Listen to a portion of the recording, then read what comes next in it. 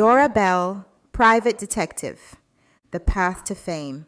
There are many experiences which fall to the lot of a detective that call forth for very little of the skill with which detectives are popularly supposed to be endowed, but which it would be a pity not to record, inasmuch as they sometimes probe the depths of pathos.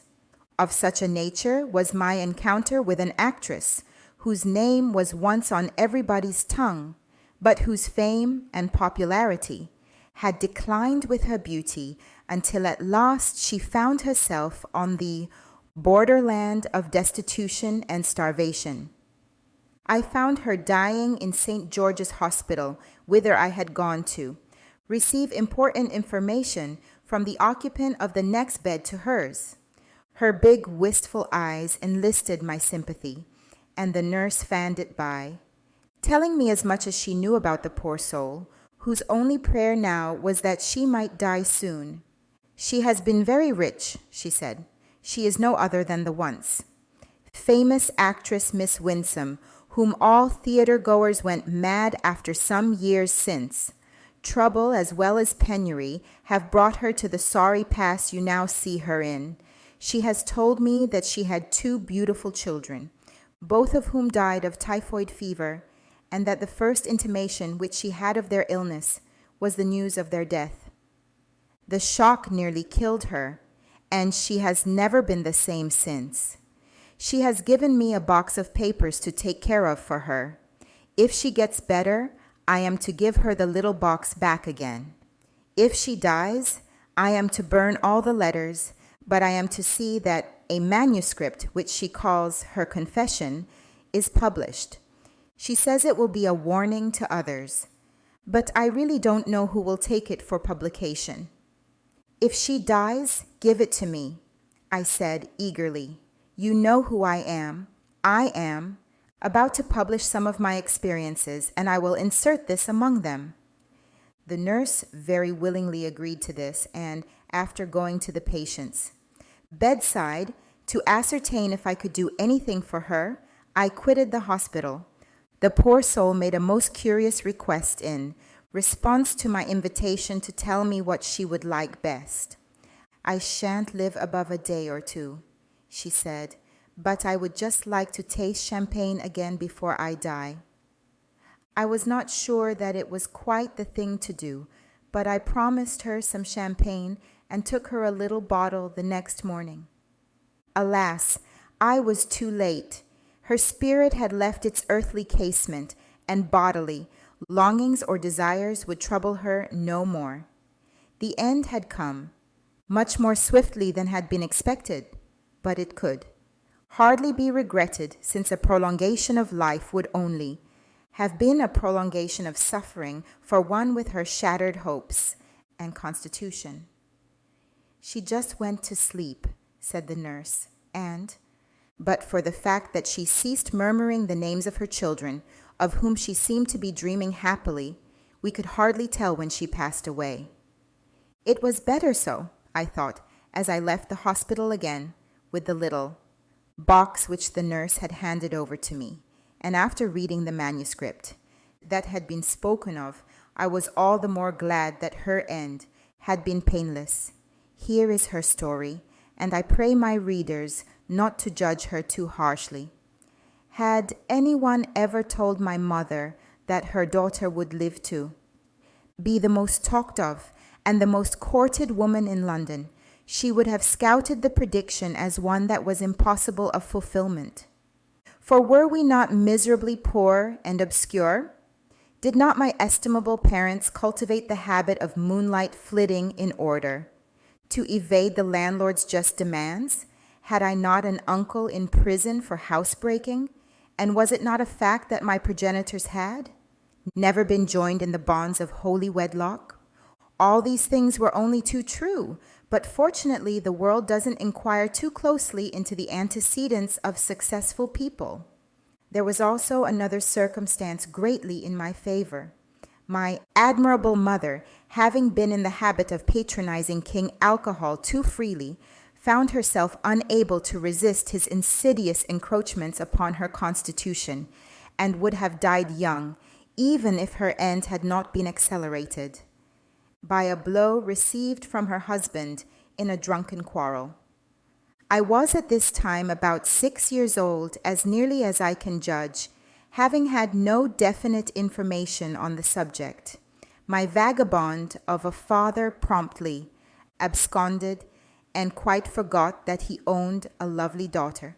Certainly dirt and coarse clothing then hid the charms which time and the knowledge of the art of making up have transformed into the irresistible tout ensemble whose fame is now worldwide.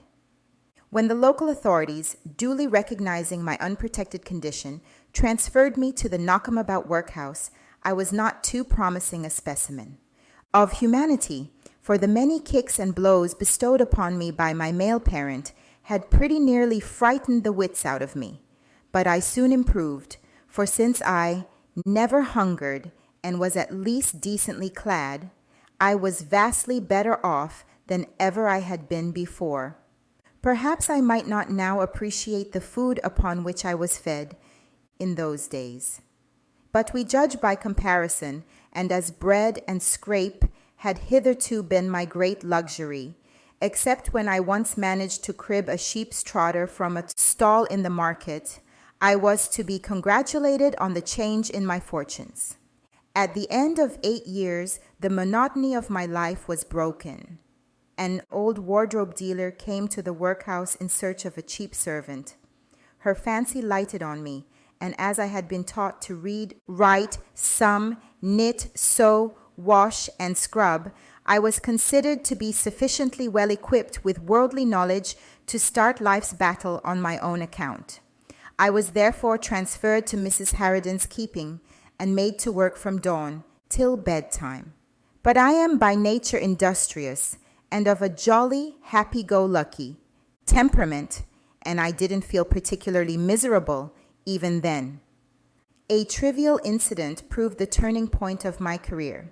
During one of my mistress's many absences on business, it struck me that I would don some of the tawdry things which surrounded me, so as to have a bit of fun on my own account.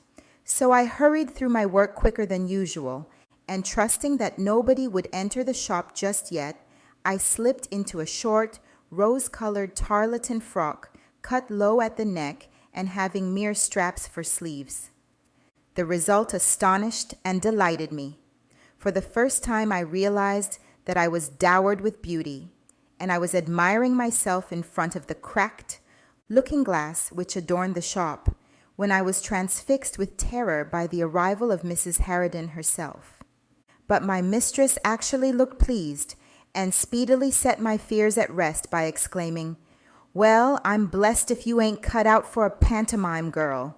You look spiffin', and I've more than half a mind to try it on." A week later, I had been engaged at a neighboring theater to perform in the ballet of the forthcoming pantomime.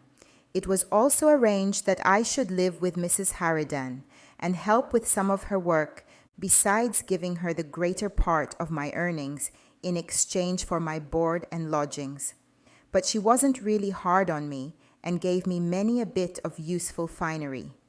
Indeed, I shall never forget that she was my first real friend, and I am glad to be able to make her a small weekly allowance now that she is past work. Brevity will not permit me to dwell on my early professional struggles, though I can honestly say that I was apt and industrious. It took me several years to achieve popularity. I was admittedly beautiful and could act, sing, and dance to perfection. But I was not able to make such a display as some of my less scrupulous fellow artistes.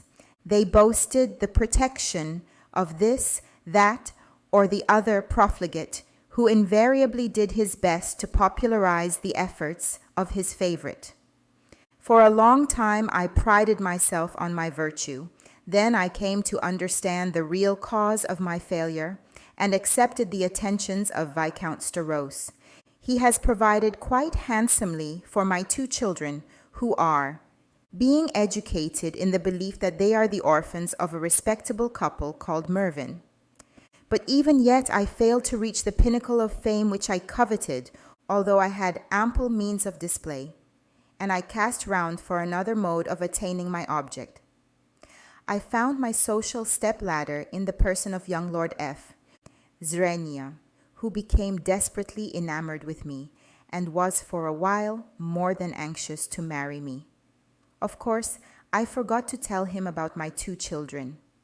But I made the best of my opportunities, knowing full well that Lord Farley's infatuation could not last, and when he really did show an inclination to fight shy of the engagement, I had plenty of people to prove that it had been an existing fact.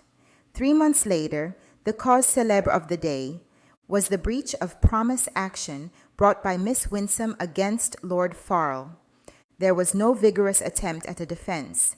I won my case hands over, together with £5,000 damages.